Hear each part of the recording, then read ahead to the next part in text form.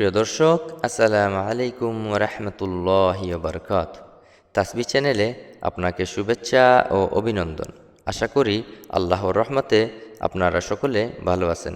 সম্মানিত বন্ধুরা, আজ আপনাদের বলবো সূরা ইয়াসিনের আমল, তাৎপর্য এবং ফজিলত সম্পর্কে।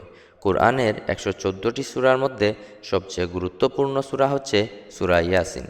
সূরা ইয়াসিনের গুরুত্ব বোঝাতে রাসূল সাল্লাল্লাহু আলাইহি ওয়াসাল্লাম বলেছেন, সূরা ইয়াসিন হচ্ছে কোরআনের হার্ট বা কল্ব। আমরা মানুষের যেমন সকল অঙ্গগুলোর মধ্যে সবচেয়ে গুরুত্বপূর্ণ অঙ্গ হচ্ছে আমাদের হার্ট বা আমাদের কল্ব, তেমনি কোরআনেরও সবচেয়ে গুরুত্বপূর্ণ সূরা হচ্ছে সূরা ইয়াসিন। সূরা ইয়াসিন তিলাওয়াতের ফজিলত অত্যন্ত বেশি। বন্ধুরা, আমরা সকলে জানি মৃত্যুর যন্ত্রণা কত ভয়ঙ্কর যন্ত্রণা। রাসূল সাল্লাল্লাহু আলাইহি ওয়াসাল্লাম বলেছেন, একটি জীবন্ত ছাগলের চামড়াগুলো টেনে ছিঁড়ে ফেললে যে যন্ত্রণা হবে তার চেয়েও অধিক ভয়ঙ্কর যন্ত্রণা হচ্ছে মৃত্যুর যন্ত্রণা।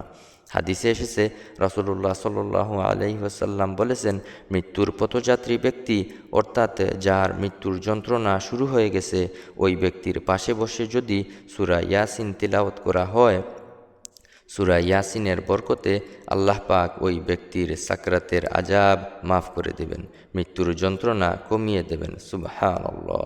প্রিয় দর্শক, সূরা ইয়াসিনের ফজিলত সম্পর্কে যদি আলোচনা করতে থাকি, পুরো রাত চলে যাবে। সূরা ইয়াসিনের ফজিলত সম্পর্কে আলোচনা শেষ হবে না। সূরা ইয়াসিনের ফজিলত সম্পর্কে অন্য একটি ভিডিওতে বিশদভাবে আলোচনা করব ইনশাআল্লাহ। চলুন কথা না বাড়িয়ে আমল সম্পর্কে জানা যাক। বন্ধুরা, আপনারা যদি কোনো দোয়া কবুলের বা কোনো আশা পূরণের প্রয়োজন হয়, আপনি যদি এমন পরিস্থিতির মধ্যে পড়ে যান যে আপনার কোনো একটি জিনিস লাগবেই লাগবে, তাহলে আপনি সূরা ইয়াসিনের আমলটি করতে পারেন। যে কোনো দিন এশার নামাজের পরে কষ্ট করে 7 বার সূরা ইয়াসিন তিলাওয়াত করবেন। সূরা ইয়াসিনের মধ্যে 7 বার মুবিন শব্দটি এসেছে। বন্ধুরা, যতবার মুবিন শব্দটি তেলাওয়াত করবেন, ততবার আপনার মনের আশাগুলো আল্লাহর কাছে বলবেন। এভাবে 7 বার সূরা ইয়াসিন তিলাওয়াত করে আমলটি শেষ করবেন। একদিনের মধ্যে আল্লাহ পাক আপনার মনের আশা পূরণ করে দিবেন ইনশাআল্লাহ। বন্ধুরা, প্রতিদিন এরকম গুরুত্বপূর্ণ ভিডিও পেতে তাসবিহ চ্যানেলকে সাবস্ক্রাইব করে পাশে থাকবেন। ভিডিওটিতে লাইক এবং কমেন্ট করবেন। আপনার নিকটাত্মীয় বন্ধুদের কাছে ভিডিওটি শেয়ার করে সবাইকে দেখার সুযোগ করে দিবেন। দেখা হবে পরবর্তী ভিডিও নিয়ে।